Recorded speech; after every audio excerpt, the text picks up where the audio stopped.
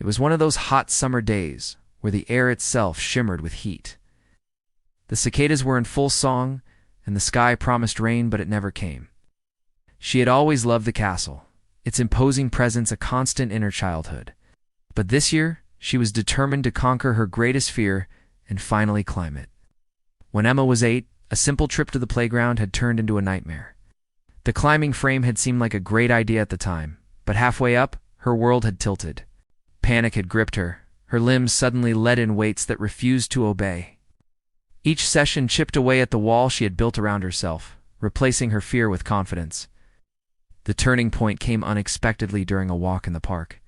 She found herself on a bridge. She could almost feel its rough stones against her palms, smelled the damp earth of the moats below. The fear of falling, of losing her footing and plummeting to the ground, was always there, lurking beneath her bravado. Usually this would send her into a panic, but today was different.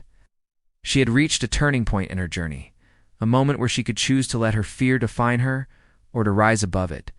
She chose the latter. Each handhold was a reassurance, each foothold a victory. As she climbed, she felt a sense of liberation. The fear was still there, a shadow at the edge of her vision, but she no longer felt trapped by it. She was in control. She stopped, took a deep breath, and decided to stay on the bridge. For years, she had let her fear keep her from experiencing all that life had to offer. But by facing her fear, she had not only climbed the wall, she had climbed out of her self-imposed prison. The wind, now a gentle companion, ruffled her hair. The sun streamed through her window, painting stripes of gold on her floor. The world seemed sharper, more vibrant. The mundane act of making her bed took on a new meaning.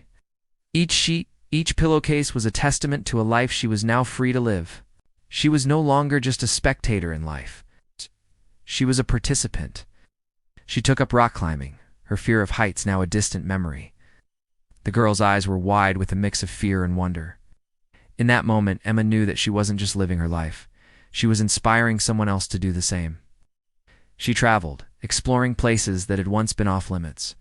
She even moved into a house with a balcony, where she would sit for hours, lost in the view. The world was no longer a place to be endured, but a place to be explored. The wall, once her tormentor, now stood as a silent sentinel, guarding not just the town, but her newfound freedom.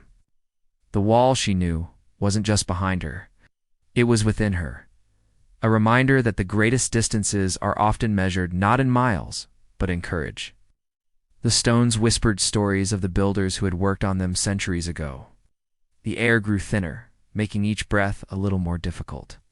The wind, which had been her adversary, now caressed her skin, carrying with it the scent of rain and distant flowers. The setting sun painted the sky in hues of orange and purple. It was a panorama that would have been lost to her forever if she had let her phobia win.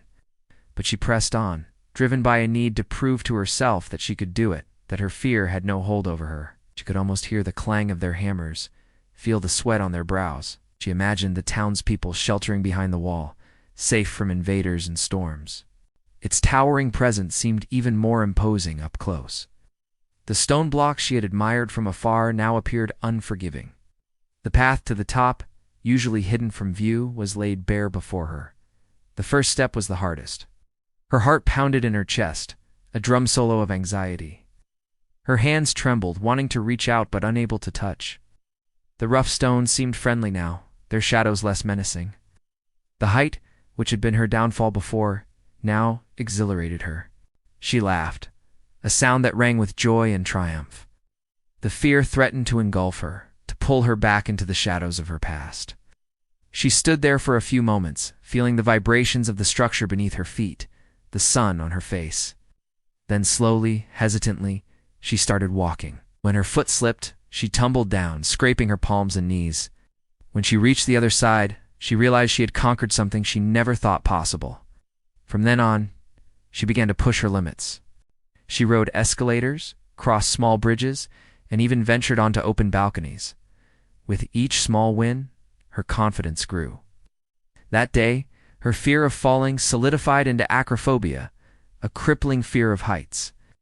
Emma sat perched on the edge of the fountain, her legs dangling in the cool water. The irony was not lost on her.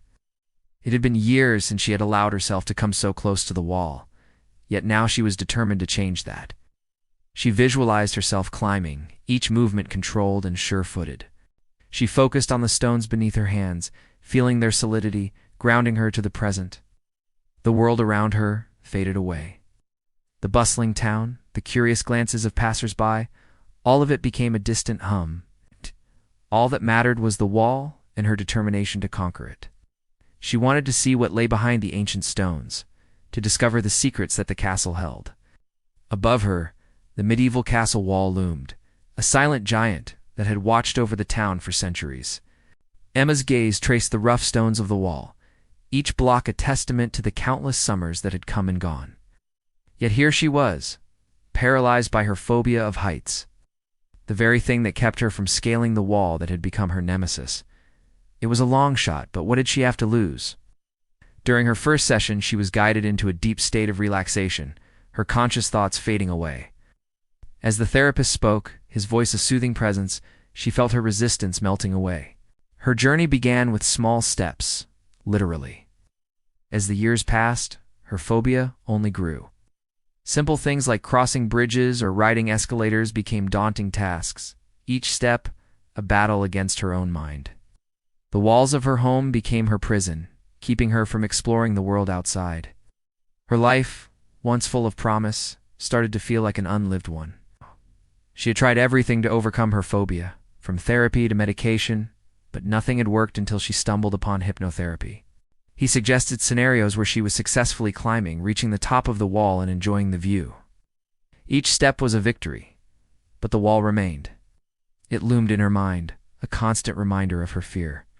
But now, emboldened by months of therapy and her own inner strength, she was ready to confront it.